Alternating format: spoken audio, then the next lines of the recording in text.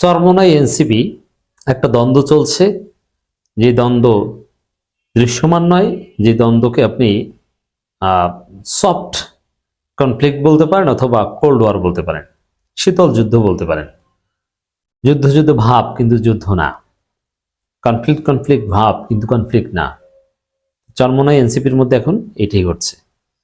তবে এনসিপি সুযোগ বুঝে চরমোনাইয়ের চাইতে অনেক দূর এগিয়ে গেল। তো দর্শক, সবার প্রতিযোগিতা, সবার ইচ্ছা আকাঙ্ক্ষা একরকমের হয় না, অবস্থান অনুযায়ী হয় এবং ওই অনুযায়ী কথাবার্তা বলতে হয়। যেমন যে দল ক্ষমতায় আসবে না তারা ইচ্ছা মতো প্রতিশ্রুতি দিতে পারে, অবাস্তব প্রতিশ্রুতি দিতে পারে, কারণ এই প্রতিশ্রুতি বাস্তবায়ন করার বিষয় আসবে না, অর্থাৎ প্রতিশ্রুতি যা পারি দিই। কিন্তু যারা ক্ষমতায় আসবে তাদের প্রতিশ্রুতি দিতে হয় হিসাব করে, কারণ ক্ষমতায় আসবে, ওটা বাস্তবায়ন করা না করা প্রশ্ন উত্থাপিত হবে, আর ক্ষমতা না আসতে পারলে ওটা প্রশ্নই না। এজন্য সবার চিন্তা ভাবনা একরকমের হয় না, সবার হাল মাকাম এক না। আবার কেউ চায় যে আমাকে ক্ষমতায় আসতে হবে এবং দেশ চালাতে হবে, কেউ চায় আমার সামনে যে আছে তাকে সারপাস করে আমার আরেকটু সামনে যেতে হবে, কারণ ক্ষমতা আসা তো এখন সম্ভব নয়। যার রোল নম্বর 3 সে চায় সেকেন্ড হতে, যার রোল নম্বর 2 সে চায় ফার্স্ট হতে। তো এটাই ন্যাচারাল হিসাব। তো সেই জায়গায় ক্ষমতা আসতে চায় মূলত জামাত, চরমোনাই এনসিপি ক্ষমতাসীন জামাতের সাথে থাকতে চায়। এখন চরমোনাই এনসিপি দুইটাই যেহেতু জামাতের মিত্র, অতএব এই দুই দলের মধ্যে একটা প্রতিযোগিতা হচ্ছে। চরমোনাই চায় যে আমি এনসিপির চাইতেও জামাতের কাছে প্রিয় হব এবং বড় হব, অথবা আর এনসিপি চায় যে না, আমি হব, আমার গুরুত্ব বেশি। এনসিপি চায় যে এনসিপি জামাতের আপন ভাইয়ের মর্যাদা পাবে, আর চরমোনাই জামাতের সৎ ভাইয়ের মর্যাদা পাবে। কিন্তু চরমোনাই এবার চায় যে না, আমরা হচ্ছে জামাতের আপন ভাই, এনসিপি হচ্ছে সৎ ভাই।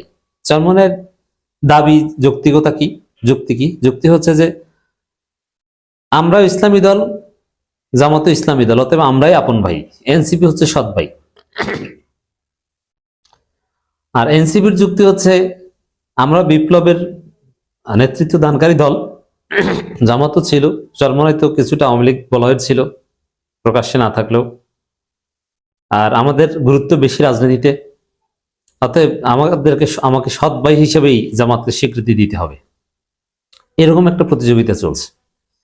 যেমন এরকম একটা দাবি এনসিপি জামাতের কাছে বলেছিল যে একটা সিট বেশি হলেও চরমোনাইয়ের চাইতে আমাকে বেশি দিতে হবে, এবং জোটের দ্বিতীয় গুরুত্বপূর্ণ দল হিসেবে জামাতের পর এনসিপিকে স্বীকৃতি দিতে হবে, এই দাবি এনসিপির পক্ষ থেকে ছিল। তো এই জায়গায় জামাত অবশ্য বড় ভাই বা বাবা, তা বাবা তো সন্তানদের প্রতি কোনো অন্যায় করতে পারেন না। তো এনসিপি বললেই যে সেটা করবে তা না, চরমোনাইকে যথাযথ মর্যাদায় দিচ্ছে, এনসিপির চাইতে চরমোনাইকে বেশি সিট দিচ্ছে। জামাত এখানে ন্যায়পরায়ণ বড় ভাই বা বাবার ভূমিকাই পালন করছে, কোনো সন্দেহ নেই।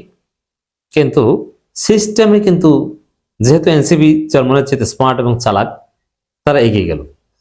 এনসিপি বারবার বলে যে জামাত নেতৃত্বাধীন জোট, জামাত নেতৃত্বাধীন জোট, জামাত জোট, এবং জামাত জোট ক্ষমতায় আসতে পারবে, দেশ চালাতে পারবে। জামাত জোটের স্বীকৃতিটা এনসিপি বারবার দিচ্ছে, কিন্তু চরমোনাই এটা বলেনি। এই জায়গায় তো জামাতের কাছে এনসিপি অনেক এগিয়ে গেল। এছাড়া ইন্টারন্যাশনাল কমিউনিকেশন, ডিপ্লোম্যাটিক মিটিং, ডিপ্লোম্যাটদের সাথে সম্পর্ক, লিয়াজু মেনটেন, এগুলো তো চরমোনাইয়ের চাইতে এনসিপি এগিয়ে। যার ফলে সিট জামাত এনসিপিকে বেশি দিলেও, চরমোনাইকে বেশি দিলেও, এনসিপি তাদের নিজের যোগ্যতাই কিন্তু রাজনীতিতে গুরুত্ব চরমোনাইয়ের চাইতে বেশি পাচ্ছে। তো দর্শক দেখেন, এবং জামাতের কাছেও, জামাতের সাধারণ জনগণ বা ওভারঅল জামাতের যে নির্বাচনী বৃহত্তর সিস্টেম বা স্ট্র্যাটেজি, সেখানেও এনসিপি চরমোনাইকে পিছনে ফেলিয়ে জামাতের কাছাকাছি চলে আসে বা জামাতের বেশি সিম্পেথি নিচ্ছে।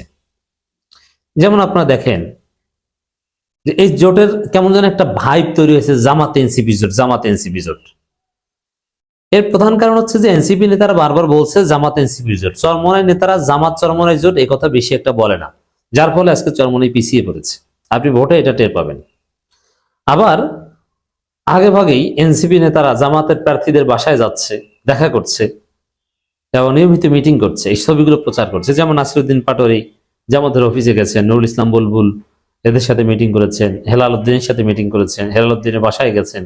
চমৎকার দৃশ্য। কিন্তু চরমোনাইয়ের কে জামাত প্রার্থীর বাসায় গেছে বা এইভাবে সম্পর্ক রাখছে? ছিল কয়েক মাস আগে বা 1 মাস আগে গিয়েছিল।